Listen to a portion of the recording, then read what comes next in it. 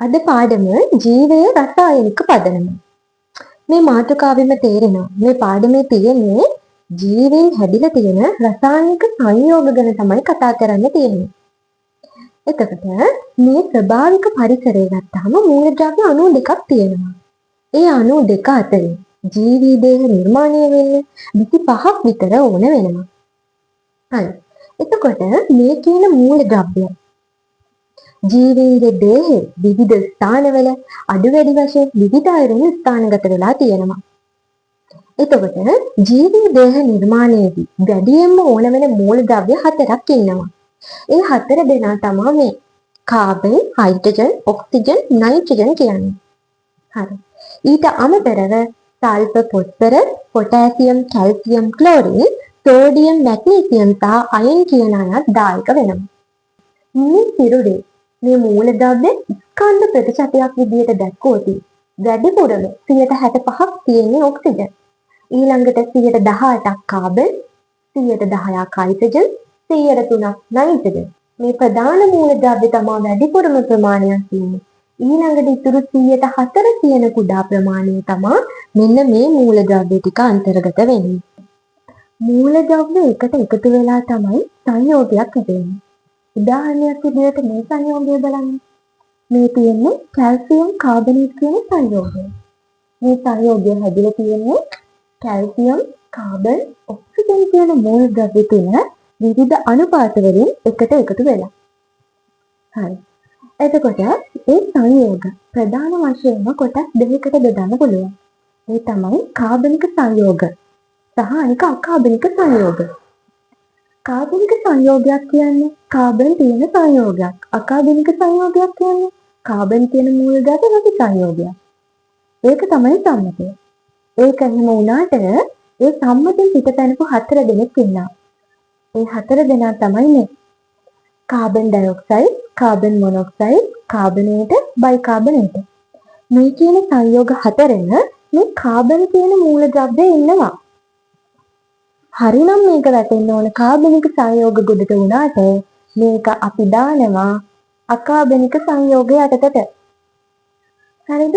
හොඳට මතක තියාගන්න. Carbon dioxide, carbon monoxide, කාබනේට, bicarbonate කියන 4 දෙනා අකාබනික සංයෝග. හරි.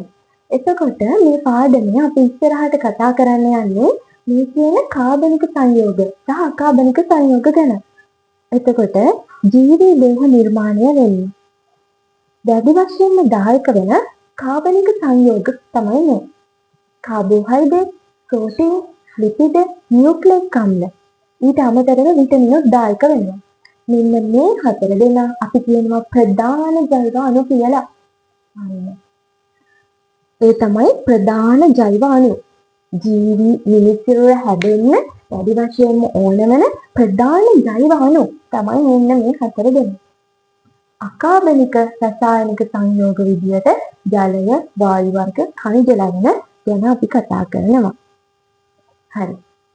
එතකොට මේ කියන සංයෝග හැදිලා තියෙන්නේ මොන ද්‍රවයකට වෙලානේ?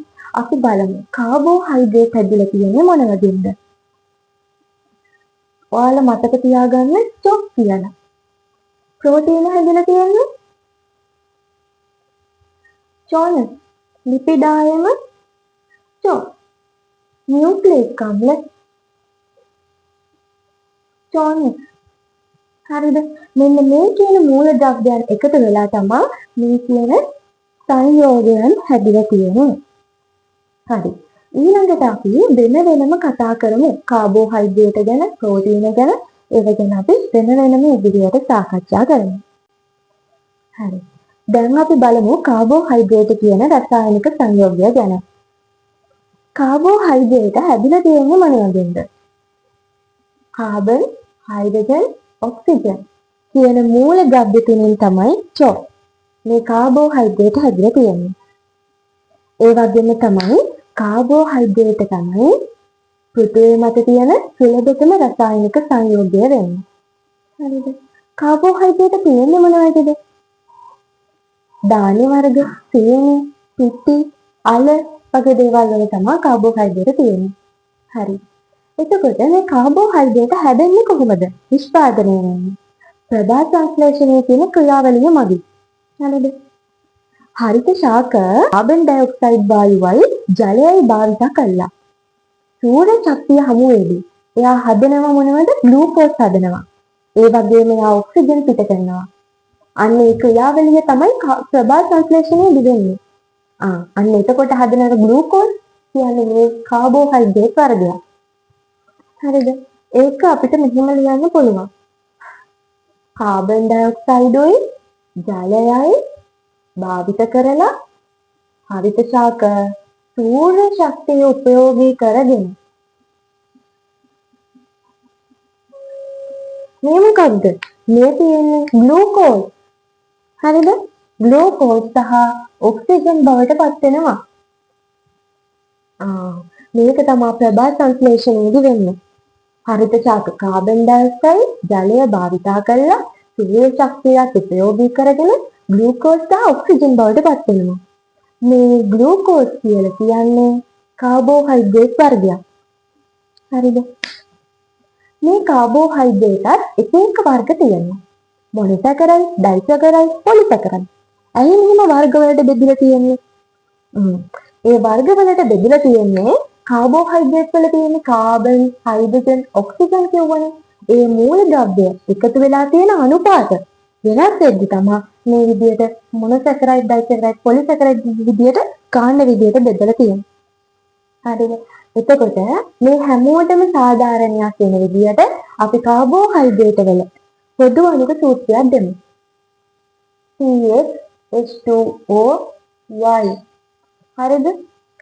එතකොට හැම වෙලේම මේ H2O මේ හයිඩ්‍රජන් සහ ඔක්සිජන් අතර අනුපාතය හැම වෙලේම 2:1 අනුපාතයෙන් තියෙනවා. හරිද? මේක තමයි මොකද්ද? කාබෝහයිඩ්‍රේට් වල පොදු අණුක සූත්‍රය. හරි. එතකොට කාබෝහයිඩ්‍රේට් වර්ග තුනයි. මොනවද? මොනොසැකරයිඩ්, ඩයිසැකරයිඩ්, පොලිසැකරයිඩ්. හරි. එතකොට මම මේ වගේ ලක්ෂණ කිහිපයක් කියන්නම්. මේ මොනොසැකරයිඩ් නිකන් ස්පටික විදියට තියෙනවා. හරිද? ඒ වගේම ඩයිසැකරයිඩ් ස්පටිකාකාරයෙන් පවතිනවා. ඒ වුණාට පොලිසැකරයිඩ් ස්පටිකාකාරයෙන් නොපවතී. මොනොසැකරයිඩ් බොහෝ විට පැණි රසයි. ඩයිසැකරයිඩ් පැණි රසයි. පොලිසැකරයිඩ් පැණි රසයි කියලා අපි කියන්නේ නැහැ. ඒ වගේම තමයි මොනොසැකරයිඩ් ජලයේ ද්‍රව්‍යයි. ඩයිසැකරයිඩ් ජලයේ ද්‍රව්‍යයි. ඒ වගේම පොලිසැකරයිඩ් අපි කියනවා ඇල් ජලයේ අද්‍රව්‍යයි කියලා. අනේ විශේෂ ලක්ෂණ ටික මෙතනදිම මතක තියාගන්න. ස්පටික ආකාරයෙන් පවතී, බොහෝ විට පැණි රසයි, ජලයේ දියයි. මෙයා ස්පටික ආකාරයෙන් පවතී, පැණි රසයි, ජලයේ දියයි. මෙයා ස්පටික ආකාරයෙන් නෑ, ඒ වගේම ජලයේ දිය වෙන්නේ නැහැ. හරි. මෙතනදී අයි අපි බොහෝ විට පැණි රසයි කියන එක කිව්වේ. බොහෝ විට පැණි රසයි කිව්වේ මෙන්න මෙතන එක જાතියක් පැණි රස නැති නිසා. හරිද? එතකොට මේ ගැලැක්ටෝස් කියන මොනොසැකරයිඩ් එක ඇවිල්ලා අනෙක් මොනොසැකරයිඩ් දෙක පැණි රසයි. හරි. එතකොට පුතේ මේ මොනොසැකරයිඩ් ಜಾති දෙකක් එකතු වෙලා තමයි ඩයිසැකරයිඩ් හැදෙන්නේ. මොනොසැකරයිඩ් ಜಾති ගොඩක් එකතු වෙලා තමයි පොලිසැකරයිඩ් හැදෙන්නේ. මේ නමෙන් අපිට තේරෙනවනේ මොනෝ කියන්නේ එකක්, ඩයි දෙකක්, පොලි කියන්නේ ගොඩක් කියන අදහස තියෙනවා. හරිද? මොනොසැකරයිඩ් තියෙනවා ග්ලූකෝස්, ෆ්‍රුක්ටෝස්, ගැලැක්ටෝස් කියලා. මේ මොනොසැකරයිඩ් ಜಾති දෙකක් එකතු වෙලා තමයි ඩයිසැකරයිඩ් නිර්මාණය වෙලා තියෙන්නේ. මෝල්ටෝස්, සුක්‍රෝස්, ලැක්ටෝස් කියන්නේ ඩයිසැකරයිඩ් ಜಾති. පොලිසැකරයිඩ් හැදලා තියෙන්නේ මොන වගේද? මොනොසැකරයිඩ් විශාල සංඛ්‍යාවක් බහු අවයවීකරණය වෙලා. උදාහරණ පිෂ්ඨය, සෙලියුලෝස්, ග්ලයිකෝජන්. හරිද? එතකොට මම දැන් මෙයාලට අණුක සූත්‍ර මෙතනදිම කියලා දෙන්නම්. මේ මෙතන ග්ලූකෝස් ඉන්නවා. මේ ග්ලූකෝස් කියන්නේ මොනොසැකරයිඩ් එකක්. අපි කලින් ග්ලූකෝස් වල සූත්‍රය ඉගෙන ගත්තා. මේ තියෙන්නේ ප්‍රභා සංශ්ලේෂණයේදී හැදුනේ ග්ලූකෝස් නේ. හරි. මෙන්න මොනොසැකරයිඩ් වල සූත්‍රය. C6යි H12යි O6 කියන්නේ මොනොසැකරයිඩ්. ඊළඟට මම කිව්වා මොනොසැකරයිඩ් ಜಾති දෙකක් එකතු වෙලා තමයි ඩයිසැකරයිඩ් හැදෙන්නේ. හරිද? ඒ හැදෙද්දී ජල අණුව පිට වෙනවා. හරිද? එතකොට ඔන්න අපි මොනොසැකරයිඩ් දෙගුණ ඩබල් කරලා ලියමු. C 6 2ක් 12යි H 12යි 12යි 24යි O 12යි. මම කිව්වා හැබැයි ජල අණුවක් පිට වෙනවා කියලා. එහෙනම් අපි අඩු කරන්න ඕනේ මොකද්ද? H2O කියන අණුවට හරියන මූලධන. එතකොට මේ හයිඩ්‍රජන් දෙකක් අඩු වෙන්න ඕන. එහෙනම් 22යි. ඔක්සිජන් එකක් අඩු වෙන්න ඕන. එහෙනම් 11යි.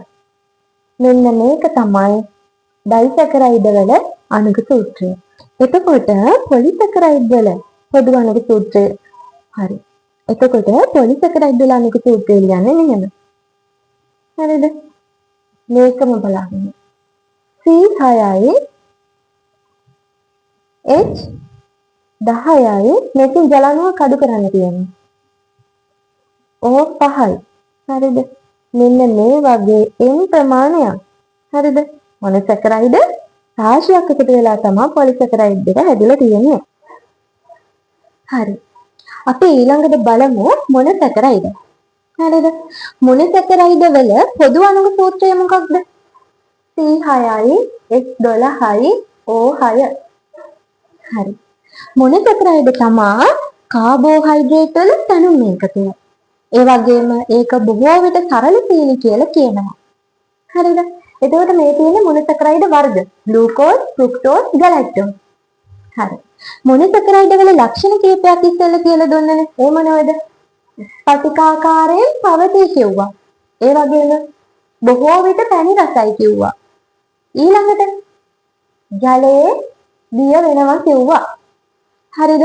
දැන් ආයෙ කියන්න මොනොසැකරයිඩ් වල අණුක සූත්‍රය තමයි මේක. C6යි H12යි O6.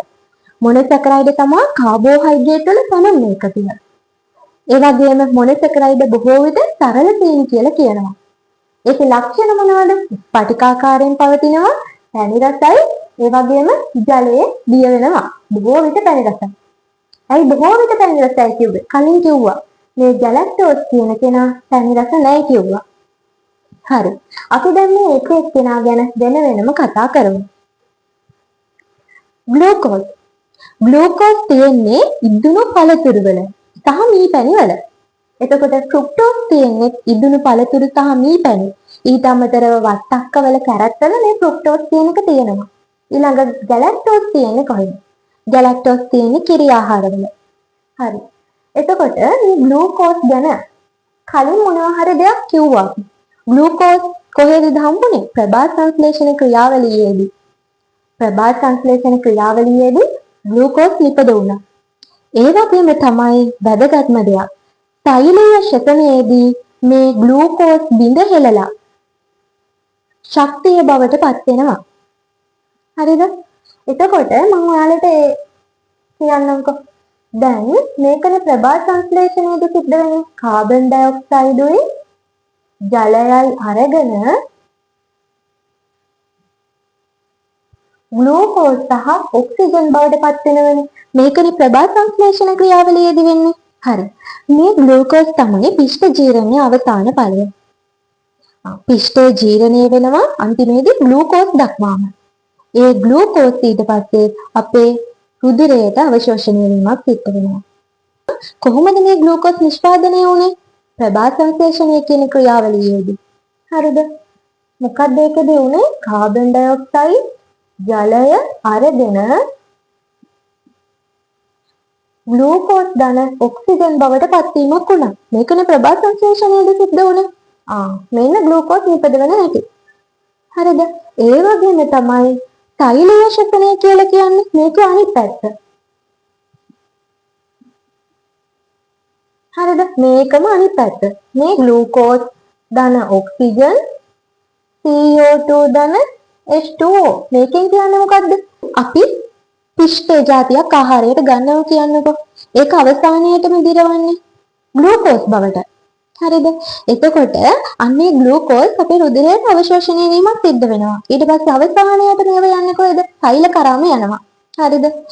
දැන් ඉන්නේ ග්ලූකෝස් දැන් අපේ එදිනෙදා අවශ්‍යතාවය සඳහා අවශ්‍ය ශක්තිය සපයා ගන්න මේ ග්ලූකෝස් වලින්. මෙන්න මේක තමයි ඒ ශක්තිය ලබා ගන්නා ක්‍රියාවලිය. හරිද? සෛල ඇතුළේදී සෛලීය ශෝෂණය කියන ක්‍රියාවලියක් වෙනවා. ඒකදී වෙන්නේ මේ ග්ලූකෝස් ඔක්සිජන් එක්ක එකතු වෙලා මෙන්න මේ විදිහට කාබන් ඩයොක්සයිඩ් ජලය පිට කරනවා. ඒ වගේම අමතරව මොකද්ද නිදහස් වෙන්නේ? ශක්තියක් නිදහස් වෙනවා.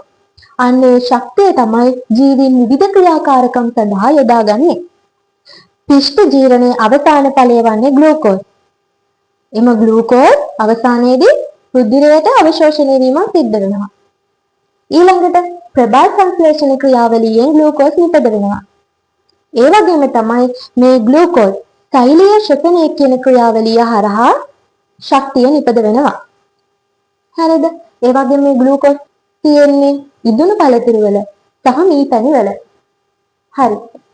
ඊළඟට අපි කතා කරමු ෆ්‍රුක්ටෝස් ගැන. ෆ්‍රුක්ටෝස් තියෙන්නේ කොහෙද? ඉදුණු පළතුරු, මී පැණි, ඊට අමතරව වට්ටක්ක සහ කැරට් වල. ෆ්‍රුක්ටෝස් ගැන කියන්න තියෙන්නේ අමු පළතුරු ඉදෙනකොට තමයි ෆ්‍රුක්ටෝස් හැදෙන්නේ. හරිද?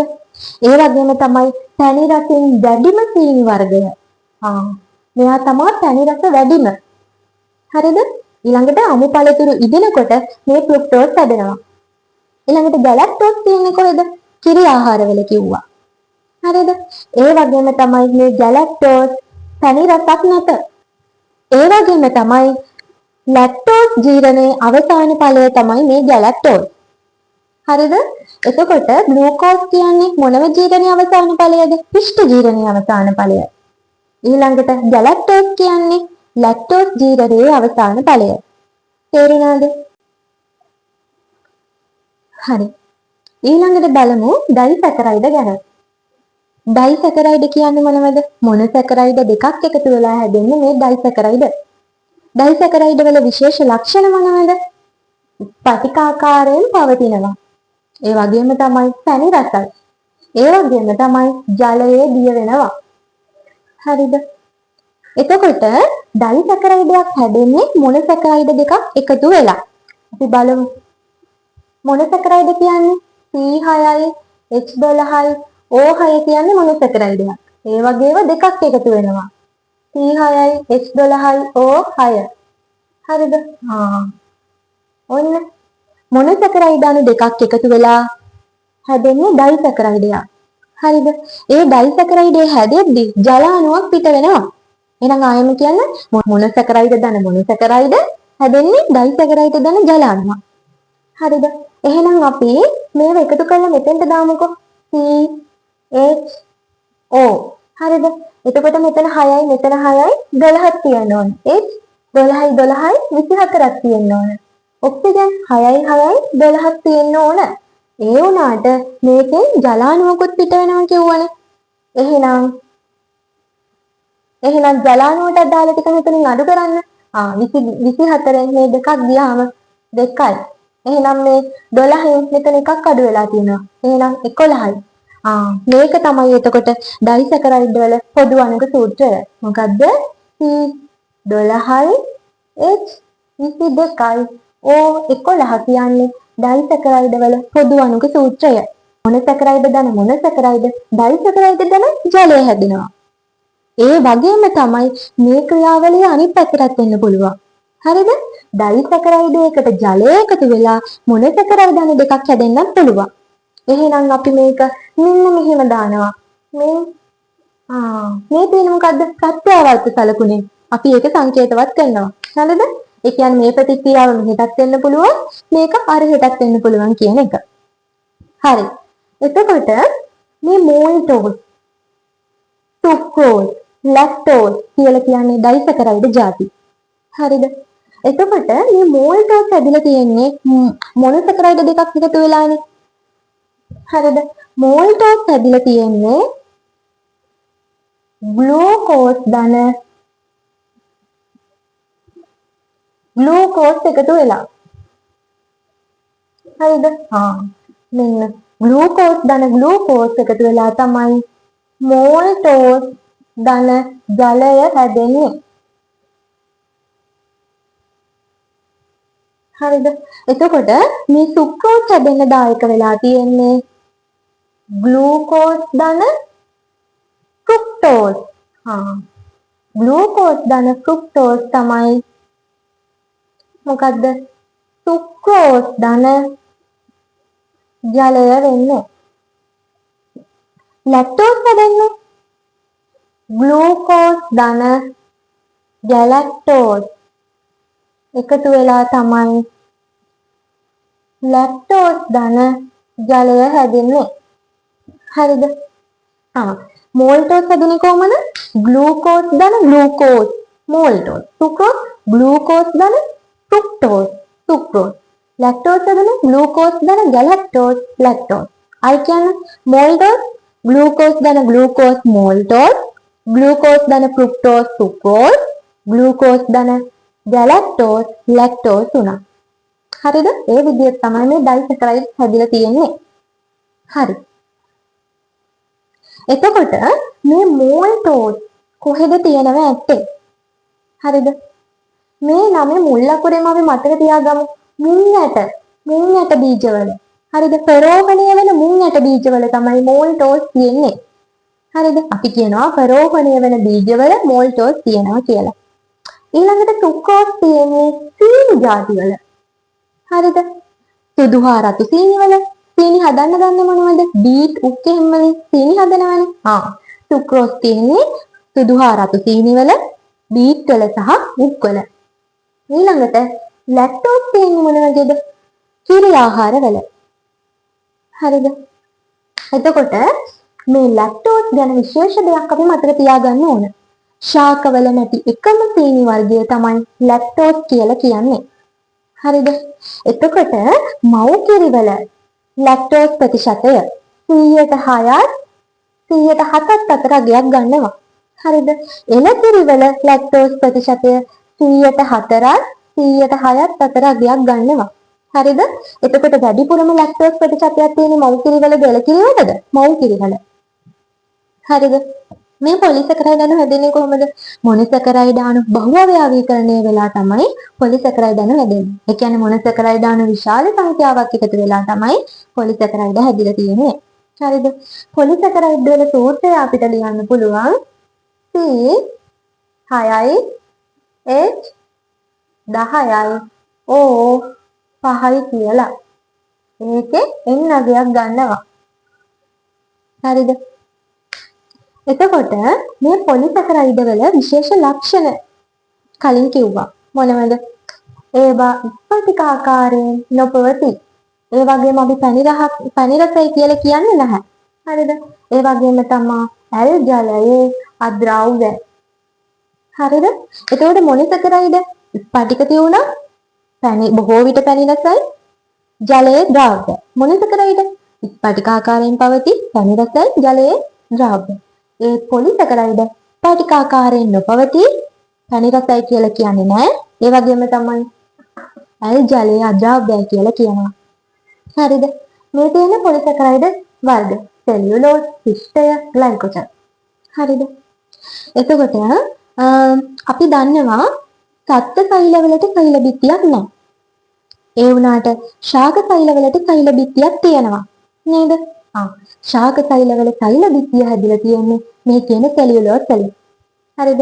ඒ වගේම තමයි මිනිසාගේ ජීරණ පද්ධතියේදී මේ සෙලියුලෝස් ජීරණයට ලක් වෙන්නේ නැහැ. හරිද? ඒ වුණාට සමහර සත්ත්වයන්ගේ ජීරණ පද්ධතියේදී නම් ජීරණයට ලක් වෙනවා. මිනිසාගේ නැහැ. ඒක නිසා මල බද්ධය වළකිනවා. හරිද? ඊළඟට පිෂ්ඨය. හරිද? පිෂ්ඨය තමයි ශාකවල ගබඩා කරන කාබෝහයිඩ්‍රේට වර්ගය. තමයි පිෂ්ඨය තියෙන්නේ කොහෙද? කොස්, දෙල්, අල, ධාන්‍ය වර්ගවල. හරිද? හරි. ඊළඟට ග්ලයිකෝජන්. ග්ලයිකෝජන් තියෙන්නේ කොහෙද? ග්ලයිකෝජන් තියෙන්නේ සත්ත්ව අක්මාවේ සහ පේශිවල. හරිද? අන්න සත්ත්වයන් තුළ ගබඩා කරන කාබෝහයිඩ්‍රේට, සත්ත්වයන් තුළ සංචිත කරන කාබෝහයිඩ්‍රේට වර්ගය තමයි මේ ග්ලයිකෝජන් කියලා කියන්නේ. තේරුණාද? හරි. දැන් අපි බලමු කාබෝහයිඩ්‍රේට් වල වැදගත්කම්. හරි. ජීවීන්ගේ එදිනෙදා ක්‍රියාකාරකම් කරන්න ශක්තිය ඕන වෙනවනේ යාලට. අන්නේ ශක්තිය ලබා දෙන ප්‍රධාන ප්‍රභවය තමයි මේ කාබෝහයිඩ්‍රේට් කියලා කියන්නේ. හරිද? ජීවීන් ආහාර මගින් කාබෝහයිඩ්‍රේට් ශරීරයට ලබා ගන්නවා. එතකොට ඒවා ජීර්ණය වෙලා අවසානයේදී මොකක් බවටද පත් වෙන්නේ? මොනොසැකරයිඩ් බවට පත් වෙනවා. අන්නේ මොනොසැකරයිඩ් යන්නේ. හරිද? ජීවීන්ගේ ශරීරය තුළදී විවිධ විපර්යාස වලට භාජනය වෙලා ඒවායින් ශක්තිය නිදහස් වෙනවා. හරිද? ඒක නිසා අපි කියනවා කාබෝහයිඩ්‍රේට් වල ප්‍රධාන වැදගත්කමක් තමයි ශක්ති ප්‍රභවයක් විදියට. හරිද? උදාහරණයක් විදියට සෛලීයශතනය බලන්න. කාබෝහයිඩ්‍රේට ශරීරයට අරගෙන ඒව අවසානයේදී ග්ලූකෝස් බවට පත් වෙනවා. ඒ ග්ලූකෝස් සෛල තුළදී සෛලීයශතනය කියන ක්‍රියාවලිය හරහා ශක්තිය නිදහස් කරනවා. හරිද? හරි. ඊළඟට අනිත් වැදගත්කම තමයි සංචිත ආහාරයක් විදියට. හරිද? ශාකවල පිෂ්ඨය සංචිත ආහාරයක් විදියට ගබඩා වෙලා තියෙන මේ කාබෝහයිඩ්‍රේට්. හරිද? ඊළඟට සෛල බිත්ති නිර්මාණයේදී උදාහරණයක් සෙලියුලෝස්. සෙලියුලෝස් කියන්නේ කාබෝහයිඩ්‍රේට් වර්ගයක්. හරිද? එයා පොලිසැකරයිඩයක්. නේද? ඊළඟ නියුක්ලියික් අම්ලවල සංඝටකයක් විදියට මේ කාබෝහයිඩ්‍රේට් වැදගත් වෙනවා. හරි. අපි දැන් බලමු පිෂ්ඨය හඳුනා ගැනීමේ පරීක්ෂණය. හරිද? අපි පරීක්ෂණ නලයක් අරගෙන ඒකට පිෂ්ඨ ද්‍රාවණයක් ගන්නවා. පිෂ්ඨ ද්‍රාවණයක් ඒ කියන්නේ අපි බත් සල්පයක් අරගෙන ඒකට ජලය ටිකක් දාලා හොඳට පොඩි කරනවා. පොඩි කරලා ඒක අපි පරීක්ෂණ නලයකට ගන්නවා. ඒකට අපි මොනවද දැන් දාන්නේ? අයඩීන් ද්‍රාවණයෙන් බිඳු කිහිපයක්. අයඩීන් මොන පාටද? කහ පාටට හුරු දුඹුරු පාටයි. අයඩීන් බිඳු කිහිපයක් ඒකට දාලා හොඳින් සලවනවා. සලවුවට පස්සේ අපිට පේනවා ඒක දම් පාටට හුරු නිල් පාටක් බවට පත් වෙනවා. අන්න ඒකෙන් තහවුරු වෙනවා මේ පරීක්ෂණ නලය තුල අඩංගු ද්‍රාවණයේ පිෂ්ඨය තියෙනවා කියලා. හරිද? මොකක්ද වර්ණ විපර්යාසය? කහ පාටට හුරු දුඹුරු පාටක්නේ. ඒක යනවා මොන පාටටද? දම් පාටට හුරු නිල් පාටක් බවට පත් වෙනවා. හරිද? ඒක තමයි පිෂ්ඨ පරීක්ෂණයේ නිරීක්ෂණය. වර්ණ විපර්යාසය. හරිද? ඊළඟට අපි ග්ලූකෝස් හඳුනගන්න, සුක්‍රෝස් හඳුනගන්න පාවිච්චි කරන්නේ බෙනඩික්ට්. හරිද? අපි පරීක්ෂණ නලයක් ගන්න. පරීක්ෂණ නලයකට ගන්නවා ග්ලූකෝස් ද්‍රාවණයක්. හරිද? ඒකට අපි දානවා බෙනඩික්ට් බිඳු කිහිපයක්. බෙනඩික්ට් මොන පාටද? නිල් පාටයි. හරිද? බෙනඩික්ට් බිඳු කිහිපයක් ග්ලූකෝස් ද්‍රාවණයට දැම්ම කියලා ඒකේ වර්ණ විපර්යාසයක් වෙන්නේ නැහැ. හරිද? ඒක අපි මොකද කරන්නේ? බන්සන් 1000කේ දැල්ලට අල්ලලා තනින් රත් කරනවා. හරිද? අන්න රත් කරද්දි තමයි අපිට වර්ණ විපර්යාසය බලන්න පුළුවන් වෙන්නේ. හරිද? දැන් ඒකේ වර්ණ විපර්යාසය තමයි නිල් පාට යනවා කොළ පාටට. හරිද? ඊට පස්සේ ටිකක් වෙලා බලද්දි ඒක කහ කොළ පාට වෙනවා. කහ කොළ. ඊළඟට ඒක තැඹිලි පාටට පේන්න ගන්නවා. ඊට පස්සේ තව ටිකක් වෙලා බලන් ඉද්දි ගඩොල් රතු පැහැති අවක්ෂේපයක් තැන්පත් වෙන්න ගන්නවා. හරිද? හරි. මොකද්ද මේකෙදි කරන්නේ? පරීක්ෂණ නලයකට ග්ලූකෝස් ද්‍රාවණයක් ගන්නවා, බෙනඩික්ට් බිඳු කිහිපයක් දානවා. බෙනඩික්ට් මොන පාටද? නිල් පාටයි. බිඳු කිහිපයක් දාලා ඒක බන්සන් 1000කේ දැල්ලට අල්ලලා රත් කරනවා. රත් කරද්දි තමයි වර්ණ විපර්යාසය වෙන්නේ. කොහොමද? නිල් පාට ටිකක් වෙලා බලන් ඉඳි කොළ පාටට යනවා. ඊට පස්සේ තව ටිකක් වෙලා බලන් ඉඳි කොළ කහ. නිකන් ලා කහ පාටක් කොළ පාටක් වගේ එම පාටක්. ඊළඟට තැඹිලි පාටට හැරෙනවා. ඊට පස්සේ තව ටිකක් වෙලා බලන් ඉඳි ගඩොල් රතු පාට අවක්ෂේපයක් තැන්පත් වෙන්න පටන් ගන්නවා. ඔන්න ඔය විදිය වර්ණ විපර්යාසයක් වෙනවා නම් තහවුරු වෙනවා ඒ පරීක්ෂණ නලය අඩංගු ද්‍රාවණයේ තියෙන ග්ලූකෝස් කියලා. හරි. අපි බලමු සුක්‍රෝස් හඳුනගන්නේ කොහොමද කියලා. හරිද? අපි කිව්ව සුක්‍රෝස් හඳුන ගන්න දාන්නේ බෙනඩික්ට්ම තමයි කියලා. අපි ඕන සීනි ද්‍රාවණය පරීක්ෂණ නලයට ගන්නවා. අරගෙන බෙනඩික්ට් බිඳු කිහිපයක් දානවා. දැම්ම කියලා කිසිම වර්ණ විපර්යාසයක් වෙන්නේ නැහැ. හරිද? එහෙනම් අපි අර ග්ලූකෝස් පරීක්ෂණය වගේ මේක බන්සන් 1000කේ දැල්ලට අල්ලලා රත් කරලා බලනවා. ඒත් ඔන්න වර්ණ විපර්යාසයක් නැහැ. එහෙනම් මේ විදියට සුක්‍රෝස් හඳුන ගන්න බෑ. හරිද? එහෙනම් අපි මොකද කරන්නේ? ආයි සීනි ද්‍රාවණයක් පරීක්ෂණ නලයකට ගත්තා. ඒකට බෙනඩික් බිඳු කිහිපයක් දැම්මා. ඊළඟට තව විශේෂ දෙන්නෙක් ඒකට ඇඩ් කරනවා. ඒ තමයි තනුක සල්ෆියුරික් අම්ලය. හරිද? තනුක සල්ෆියුරික් අම්ලයෙන් බිඳු දෙකක් මේකට බිඳු කිහිපයක් මේකට එකතු කරනවා. හරිද? ඊළඟට මේ තනුක සල්ෆියුරික් කියලා කියන්නේ මොනවද? අම්ල జాතියක්. හරිද? එහෙනම් මෙන්න පරීක්ෂණ නලයේ තියෙන ද්‍රාවණය ආම්ලික වෙලා. එහෙනම් ආම්ලික ගතිය නැති කරන්න අපි මොනවද දාන්නේ? භාෂ්මික දෙයක් මේකට අලුතින් එකතු කරන්න ඕනේ. හරිද? අපි දානවා සෝඩියම් හයිඩ්‍රොක්සයිඩ්.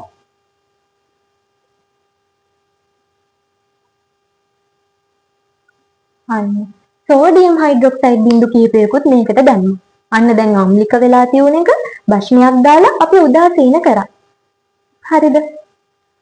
දැන් ඊට පස්සේ අපි බන්සන් 1000කේ දැල්ලට අල්ලලා රත් කරලා බලනවා. අන්න ඒ රත් කරද්දී මෙන්න මේ කියන වර්ණ විපර්යාසය පේන්න පටන් ගන්නවා. හරිද? මුලින්ම නිල් පාටට තියෙන එක කොළ පාටට වෙනවා.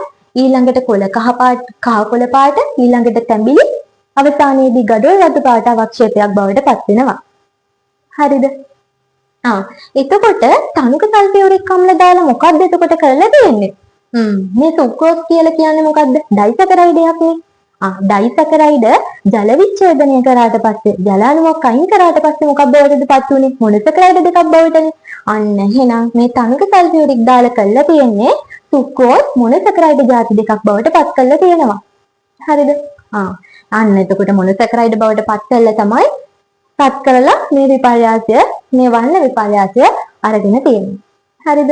දැන් තේරුණාද? දැන් පිෂ්ඨ පරීක්ෂණය කරේ මොනවද දාලාද? අයඩින් දාලා. එතකොට ග්ලූකෝස් සුක්‍රෝස් පරීක්ෂණ කරේ බෙනඩික් දාලා.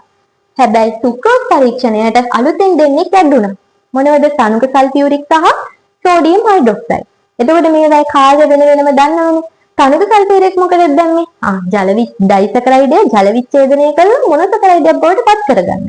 එතකොට සෝඩියම් හයිඩ්‍රොක්සයිඩ් වල කාර්යභාරය මොකද්ද? අර තනුක සල්ෆියුරික් දාලා මේ ආම්ලික බවට පත් වුණු ද්‍රාවණය උදාසීන කිරීම තමයි සෝඩියම් හයිඩ්‍රොක්සයිඩ් වල කාර්යභාරය වෙලා තියෙන්නේ. හරිද? හරි. කාබෝහයිඩ්‍රේට් ගැන තියෙන සියලුම දේවල් අපි කතා කරලා ඉවරයි. මේක හරිම ලේසි පාඩමක් නේද? හරි. ඊළඟට අපි තියෙන්නේ ප්‍රෝටීන ගැන කතා කරන්න. හරිද? එහෙනම් අපි ඊළඟ වීඩියෝ එකකින් ප්‍රෝටීනත් එක්ක හම්බ වෙමු.